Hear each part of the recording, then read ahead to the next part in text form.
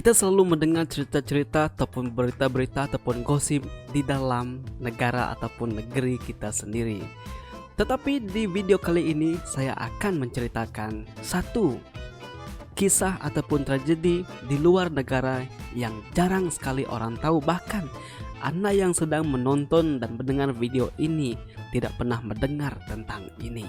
Tetapi jangan risau, saya akan berkongsi gosip dengan Anda semua. Pastinya bukan gosip-gosip murahan, pastinya bukan gosip-gosip cabai-cabean, tetapi gosip yang berkelas dan internasional.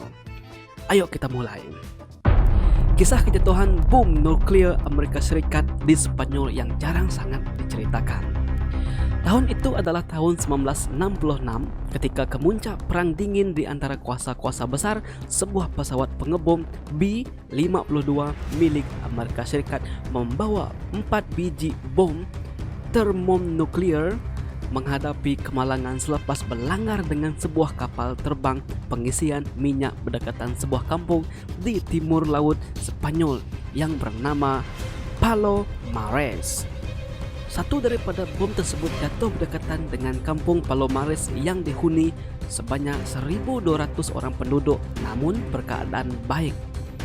Sebuah lagi berjaya ditemukan oleh seorang nelayan di tepi sungai, juga dalam keadaan sempurna. Sebuah lagi jatuh di tengah kampung Palomares, merembeskan hampir 20 kg plutonium ke kawasan sekitarnya. Sementara sebuah lagi hilang, tidak diketahui di mana. Inilah terjadi bom nuklir yang jarang sangat diceritakan dalam sejarah. Ianya berlaku di Spanyol. Tetapi siapa sangka, kisah yang jarang sangat diketahui oleh dunia ini keluar di YouTube channel Bangsa Iban. Dan seharusnya kisah-kisah sejarah ini semua kita mesti tahu dan semua kita mesti lihat. Dan seharusnya sejarah-sejarah begini, saya yakin Anda pasti suka sekali dengan sejarah-sejarah yang jarang sangat diceritakan kepada khalayak umum. Bagi warga kampung tersebut, syukurlah tidak ada yang meninggal dunia atau menghidapi kanser ekoran kejatuhan bom tersebut di kawasan mereka. Bagaimanapun, usaha membersihkan kawasan tersebut mengambil masa lebih 3 bulan dengan bantuan 1.600 pakar dari Amerika Serikat. Setiap satu bom yang jatuh itu sebenarnya mempunyai kekuatan berkali-kali ganda kekuatan bom yang dijatuhkan di Hiroshima.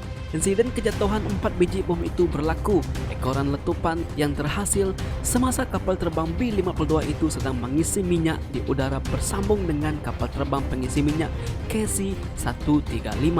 Kesemua individu dalam kapal terbang pengisi minyak itu terbunuh dan 3 daripada 7 pengendalian B-52 berkorban dalam nahas ini. Kejatuhan 2 biji bom itu di kawasan orang ramai tidak mengakibatkan sebarang kematian atau kemusnahan harta benda, namun penduduk mula berkumpul di sekeliling bom yang jatuh karena tidak mengetahui apa yang jatuh dari langit secara tiba-tiba. Dan di sini pula kita beralih kepada misi pencarian bom yang hilang. Pencarian untuk mencari bom nuklir yang hilang itu dilakukan selama 80 hari. Insiden itu menimbulkan ketegangan antara bangsa. Berikutan wujud beberapa negara lain yang seakan berminat mahu menjadi pemilik kepada bom tersebut. Kerajaan Amerika Serikat mula menghantar kapal-kapal serta pasukan penyelamat karena payung terjun bom tersebut ditemui dan dipercayai bom tersebut jatuh ke dalam laut. Bom tersebut ditemui pada kedalaman 780 kaki bawah dasar laut.